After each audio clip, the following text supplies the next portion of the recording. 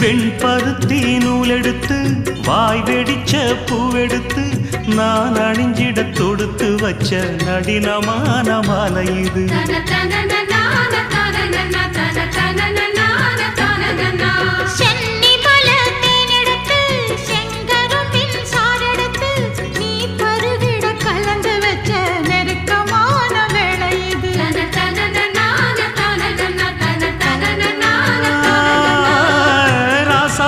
உடம்பிருக்கும் ரவிக்க துணி நானாக அன்னாடம் சூடி கொள்ள ஆசை வச்சாகாதா.